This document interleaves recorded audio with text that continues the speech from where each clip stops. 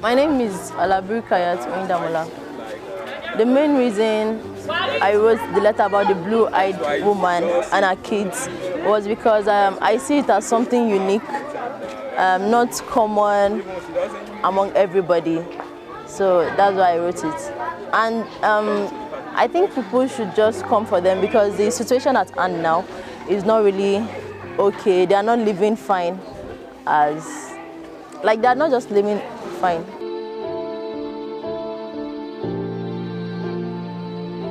Mommy, ṣé lóòótọ́ ni pé ẹ̀yin ni Mommy Rizikat Azeez, ẹ̀yin dẹ̀ ni grandmother àwọn ọmọ méjèèjì yìí? Bẹ́ẹ̀ni, èmi ni Mommy Rizikat. Bẹ́ẹ̀ni. So inú wa dùn láti wá síbí lẹ́ni. Àwọn Ọọ̀ni Foundation, Ọọ̀ni Odùduwà Foundation àti Mọ́remí Foundation náà rẹ̀ mí wá. Ṣé mọ̀ pé mo ti wá ńjọ́sí tí mo wá sọ fún yín pé èmi ò ní nǹkan kan ṣùgbọ́n màá jẹ́ kí àwọn tán ní nǹkan tán máa lè ràn wọ́n lọ́wọ́, tán máa lè bójú wọn ṣe rí so that táwọn náà bá ṣe ń dàgbà tán bá ti lọ school wọ́n máa lè máa sọ fáwọn ọmọ yòókù pé ojú yìí kò ń ṣe báwo ni màmá wa ṣe máa ń pè kò ń ṣojú mùsù bẹ́ẹ̀ ni pé ojú dáadáa ni kò dẹ̀ fún àwọn ní problem ṣùgbọ́n tí mo wá fẹ́ kẹ́ sọ fún wa ṣé ó ti fún wọn problem rí àti mọ́mì wọn tó jẹ́ Rizikat. Ìgbà tí mo bí ọmọ mi sí hospital ilé aláwọ̀. Bẹ́ẹ̀ni. So ẹ̀rù kọ́kọ́ bà wá nígbà tí a rí ojú yìí pé torí àwọn ò rí irú ojú bẹ́ẹ̀ nínú gbogbo family. So bọ̀ nígbà tí wọ́n ní ká lọ sí general ìgbà tá a dẹ̀dẹ̀ general rí wípé wọ́n jẹ́ kó yé wa pé kò sí nǹkan kan ní ojú wọn pé ojú èbó ni ojú ọmọ yìí. Still náà kò fi wálẹ̀ mi balẹ̀. Tí a bá pọ̀n sẹ́yìn ẹlòmíì lè sọ pé ìlú èbó lẹ́ti gba glass, London lẹ́ti lọ gba glass ṣé ẹni sẹ́gidi lọ́wọ́ ó máa ń kó ìbànújẹ́ kan bá mi ní ọ̀pọ̀lọpọ̀ ìgbà. Bọ̀ nígbà tó di pé ó dàgbà tí lọ sí school wọ́n tún mọ̀ pé wá ní gbogbo school tó bá lọ torí public náà ni tó ti kàwé tó bá lọ wọ́n mọ̀ pé wá pé ojú ọmọ yìí ká sọ tí agbára ò bá ká káwọn ó tí a fi ṣe operation àwọn máa sọ operation rẹ̀ kò sí nǹkan tó ṣe ojú ọmọ mi kí wọ́n sì fún ní test wọ́n dẹ̀ rí pé kò sí nǹkan tí ó ṣe títí di ọjọ́ yìí. School mélòó ni Rizikat Azeez kà fún rẹ̀? Ó lọ primary school ní Alóore. Alóore, ok. Ó lọ ṣiṣẹ́ JSS ní Òkèkèrè. Ok. Ó sì lọ Amúlé ní SS bọ̀ kò sí agbára tí a fi ṣe wáyéèkì fún. Wáyéèkì. So àwọn ńkọ́ ṣé àwọn ti bẹ̀rẹ̀ sí ń lọ school? Kò sí kankan tó ti bẹ̀rẹ̀ school nù wọn torí àtìgbà tí tọkọ rẹ̀ ti kọ́lẹ̀ tí a ti kó wá kúlé padà. Kò sẹ́ni kankan tó ti lọ sí school nù gbà wọn. Ok. So a jẹ́ pé tó bá ṣeé ṣe kí wọ́n kàn rán àwọn lọ school ó àyè wà bẹ́ẹ̀ láti pé kàn rán wọn kàn enroll wọn sí school. N tó ṣẹlẹ̀ ni wípé tí Ọlọ́run bá ṣe agbára tí wọn ó bá fún wa ní nǹkan ìrànlọ́wọ́ tí ó bá jẹ mọ́ bí owó torí wípé ìyàwó first lady ní òun máa rán wọn ní school. Ní school òun máa rán wọn ní school. Ó dà bẹ́ẹ̀ so gbogbo nǹkan tó bá ní ṣó ní nǹkan kan tẹ́yìn wò pé ó yẹ kí tó tún jẹ́ nǹkan lò tẹ́ nílò tẹ́ wò pé ó bá yẹ. Sẹ́rí bí a ṣe wà à ń wá àwọ̀sùn ni. Torí àwọn Yorùbá ní oko ìjẹ́ ti bàbá tọmọ kọ́mọ làálà. Bẹ́ẹ̀ni. À ń wo àwọ̀sùn níyà yín ni. Ṣé ìbá mi yé kí Ọlọ́run bá ẹni tí Ọlọ́run bá ràn lọ́wọ́ láti lè pé bóyá wọ́n lè kọ́lé fún wa ìzókè wọ́n lè ràn wọ́n mọ́ká ìzókè wọ́n lè bùn wá lówó ìzókè. Ẹ káàárọ̀ bàbá ṣé lóòótọ́ ni pé ẹ̀yin ni bàbá Rizikat Azeez? Bẹ́ẹ̀ni, orúkọ tèmi ni Ìlú Azeez. Ẹ̀yin lẹ ní bàbá wọn. Tí mo jẹ́ bàbá Rizikat Azeez. Tó jẹ́ màmá àwọn ọmọ yìí. A gbọ́ pé wọ́n ní torí ojú àwọn ọmọ yìí òun ni bàbá wọn fi kọ̀ wọ́n lẹ̀. Ṣé lóòótọ́ lórí bẹ́ẹ̀? Lóòótọ́ ni bó ṣe rí gẹ́lẹ́ náà. Torí wọ́n rò pé bóyá bí ojú mùsù nǹkan ní pé wọ́n kò. Torí sẹ́rí ìgbà tí a kọ́kọ́ bí. Bẹ́ẹ̀ ni bàbá. Gẹ́gẹ́ bí ìyá rẹ̀ ti sọ ìyá aláwọ̀ hospital bẹ́ẹ̀ aláàbò sí. Ìgbà tó ti jọ́ kẹjọ a discover pé ojú yìí white bá dá padà lọ sílé aláwọ̀. Ìgbà tá a dá padà débẹ̀ wọ́n ní láti sọ fún wa pé ká máa lọ sí general ni a bá lọ bẹ̀. Àwọn ọ̀pọ̀lọpọ̀ àwọn dókítà tí wọ́n wà níbẹ̀ ńgbà yẹn wọ́n gbogbo ojú rẹ̀ wọ́n ṣe testing fún wọ́n ṣe gbogbo ẹ̀ wọ́n tún ní ká padà wá ńjọ́ kejì àtún lọ ńjọ́ kejì wọ́n ṣe testing fún wọ́n rí i pé kò sí nǹkan kan tó sojú yìí o àmọ́ kìlọ̀ kan làwọn ó kìlọ̀ fún yín ẹ má gbà kí anybody fi nǹkan kan kàn lójú pé àwọn ò ṣe nǹkan kan sí o. Tẹ́ bá délé fúnra táwọn ológun ìbílẹ̀ bá ní ojú àwọn ní kinní kan táwọn ó ṣe sí ẹ má gbà o. Tẹ́ bá lè lo kinní kan sí àwọn ọmọ yín ni. Àná bá filẹ̀ wọ́n á ní ká padà wá lóṣù kan sígbà náà a sì tún padà lọ. Adán yẹ̀ wò wọ́n ní kò sí nǹkan kan tó sí.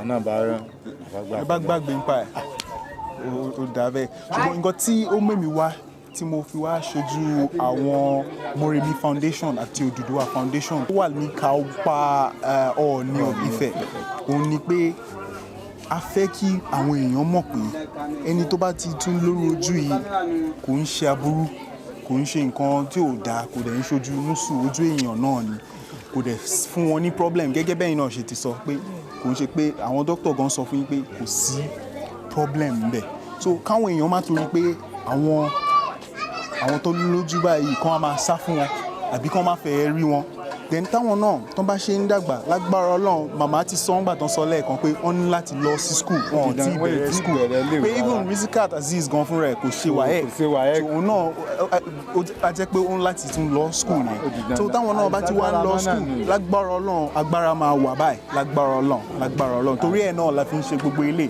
pé ká lè mọ nǹkan tẹ́ ẹ bá fẹ́ so that àwọn èmi ò ní tí màá fún yín bàbá ṣùgbọ́n àwọn tó ń ní ká lè fi lọ̀ wọ́n kán lè ṣe bó ṣe yẹ àti bó ṣe tọ́ so that táwọn náà bá ti ń lọ school wọ́n máa jẹ́ káwọn yòókù mọ̀ pé ojú yìí kò ń ṣe ojú tí ò dáa gbàtẹ́mi náà wà tí mo wà ní school gbogbo àwọn ẹgbẹ́ mi mo ga jù wọ́n lọ àtàwọn senior wọ́n máa nà mí pé senior mi máa nà mí pé kí ló dé tí mo ga jù wọ́n lọ ṣé yé yín so èmi náà ó yé mi so èmi náà wọ́n ti pè mí ní BBC ní news káàkiri ní newspaper wọ́n máa bi mí pé báwo mo ṣe feel ìgbà yẹn pé ṣé àrùn ni màá ní kò ń ṣàrùn ṣé ti yé yín bàbá bó ṣe rí nìyẹn bàbá ẹ ṣé gan ni ẹ kú ìdìde wa bí báwo ni ẹ ṣe sọ.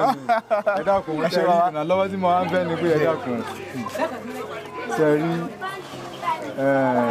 wọ́n ní oko ìjọ tí ọba tọmọ kọ́ mọ́ làálàá bí àwọn ọmọ ìṣe wà àtìyá rẹ̀ àbí òbúrẹ́ ńlá mi ni wọ́n wà àwọn bó ti wulẹ̀ kọ́ pẹ́ tó ó ṣàyẹ̀kú náà ní àwọn nǹkan kan tí ó máa ṣe bẹ́ẹ̀ sálè máa jókòó kalẹ̀ lásán. ó wà lára nǹkan tí mo fẹ́ bí lẹ́nu pé mo ti bí lánàá lórí fóònù pé kí ni nǹkan tó nífẹ̀ẹ́ sí láti máa ṣe màá tún bí lẹ́nu.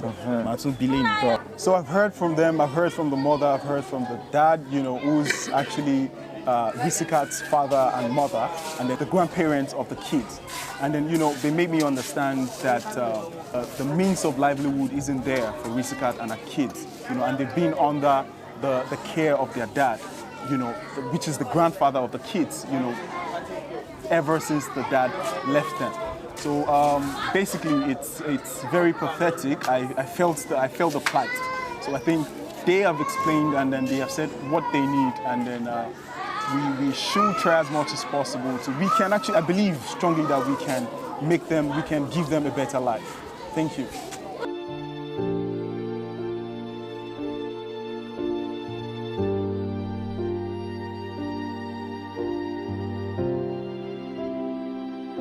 Risikat Azeez, mo ti bá mọ́mí àti dádì sọ̀rọ̀ wọ́n dẹ̀ ti jẹ́ kí n understand pé ìgbà tí wọ́n bí wọn wọ́n dẹ̀ bí àwọn ọmọ náà kò sí problem tó ṣe wọ́n lójú so wọ́n dẹ̀ ṣe kó yé mi pé torí kọ́lọ̀ ojú àwọn ọmọ ẹ̀ ni bàbá wọn fi kàn yín lẹ̀ ṣé lóòótọ́ lórí bẹ́ẹ̀?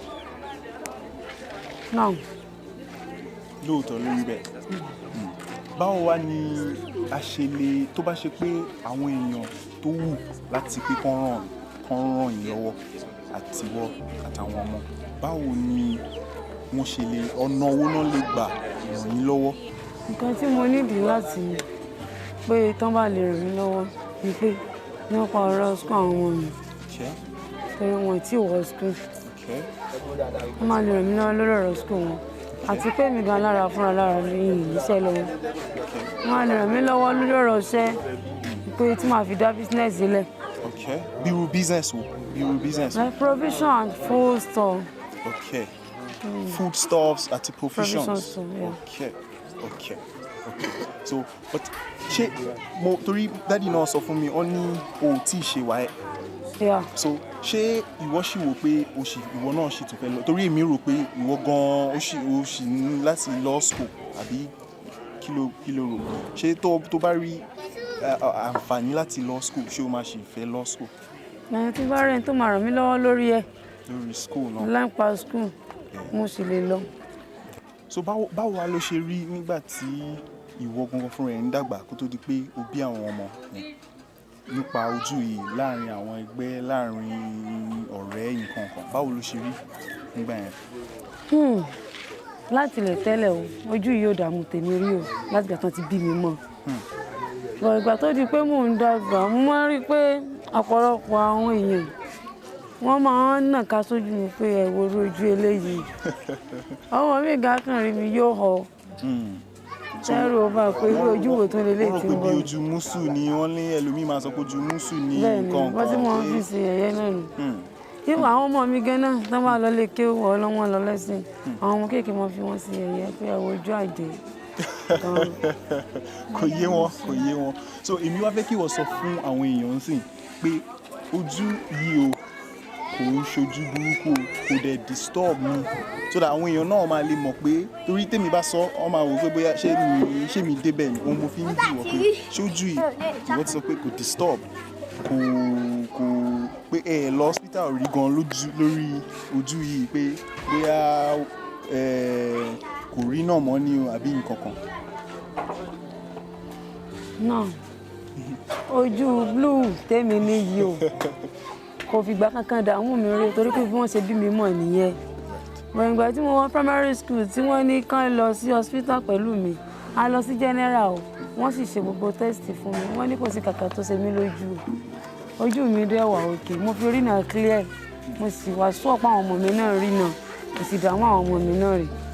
So àwọn Moremi Foundation àwọn Moremi Foundation tó wà lábẹ́ àkóso ọba Ifẹ̀ ọba Ẹniìtàn Ògúnwùsì Ọ̀jájá2 pẹ̀lú foundation wọn tó jẹ́ Odùduwà Foundation wọ́n ní ká fún yín ní lẹ́tà yìí bíi lẹ́tà award ni pé wọ́n ti make yín ní face of that foundation ẹ máa jẹ́ bí aṣojú foundation yẹn débi pé ẹ máa sọ fáwọn èèyàn pé ojú yìí o kò ń ṣe aburú ẹni tó bá dẹ̀ ti ní náà tó bá ní event tó yẹ kẹ́ ẹ lọ tó jẹ́ ìlú òyìnbó ẹ máa lọ lóyìnbó náà láti lọ ṣe kíni láti lọ sọ fún àwọn èèyàn pé ojú yìí o kò ń ṣe ojú burúkú ṣe ti gẹ̀ẹ́tẹ̀ àtàwọn ọmọ kékeré náà táwọn náà bá ń dàgbà bí àwọn ọmọ kékeré báyìí àwọn tó bá ń rí àwọn ọmọ yín kán lè mọ̀ pé ojú yẹn kò ń ṣojú burúkú kò yẹ kán máa sá fún so nǹkan tó ti ní kán fi ní ká fún yín ní lẹ́tà yìí nìyẹn pé kẹ́ jẹ́ aṣojú àwọn Moremi Foundation pé bọ́n ṣe bí yín tẹ́yìn náà máa lọ sunkún pé torí pé àwọn èèyàn tó máa fi ń ṣe ẹ̀ sunkún you stood strong ẹ̀ dẹ̀ tọ́jú àwọn ọmọ yín náà tún dàgbà wọ́n tún nírú ojú yìí náà ẹ̀ sọ wọ́n nù ṣòye yín pé ẹ̀yin gangan ò sọ wọ́n nù pé àṣebẹ́mi náà nírú ojú yìí so kẹ́kẹ́ eléyìí wá jẹ́ àmì ẹ̀yẹ láti lè jẹ́ pé kẹ́ ẹ tún máa ṣe bẹ́ẹ̀ lọ ṣe èèyàn míì tó bá tún nírú ẹ̀ tá a bá tún rí káàkiri kò bá jẹ́ Áfíríkà ó ṣeé ṣe kó yẹ pé ẹ̀ tún lọ bẹ̀ kẹ́ ẹ lọ sọ fún un náà pé ojú yìí kò ń ṣàbúrò o má parẹ́ o any other person tó bá dẹ̀ tún ní náà bóyá o bá bímọ tó bá ní má sọ ọmọ yẹn nù o so àmì ẹ̀yẹ òun lélẹ́yìí wọ́n ní ká fún yín ní nǹkan kékeré kẹ́ ẹ fi kọ́kọ́ mú ọwọ́ kẹ́ ẹ fi mú ọwọ́ dání náà àbí báwo ni àwọn Yorùbá yìí wá pé. ok wọ́n ṣe mo dúpẹ́ lọ́wọ́ wọn o Ọlọ́run á ràn wọ́n lọ́wọ́ wọ́n ṣe. so lágbára Ọlọ́run gbogbo nǹkan tẹ́ sọ pé ẹ nídìí èmi náà máa follow ẹ up ṣe ti get ẹ a fi nọ́mbà yín síbi fídíò a fi account number yín síbi fídíò ó ṣeé ṣe àwọn èèyàn máa send nǹkan kéékèèké tó bá ní ẹni tó bá ní 500 ní ẹni tó bá káwọn náà lè fi hàn pé àwọn fìfẹ́ hàn ẹ̀yin àtàwọn ọmọ yín ṣe ti yín. Hello, my name is Bakari Mubarak, the tallest model in Sub-Saharan Africa and a culture ambassador. I'm here at Rizikat Aziz neighborhood. I have met a mom and a dad, and then they make me understand a couple other things, and I understand their plight. So basically, the ultimate is to make sure we push this narrative to the populace, to encourage the populace to accept people with any kind of uniqueness, not only the blue eyes, and then to make sure we also condemn the act of the dad for abandoning them. Because having a conversation with the grandparents of the kids, which is the mother and the father of Rizikat Aziz herself, they make me understand that the husband of Rizikat Aziz, Omo Dada, actually abandoned them because of the high color. So we want to urge every other person to bring about an inclusion in the society, and then not discriminate against people with divine uniqueness, and to see it as a divine endowment rather than a curse. Thank you so much.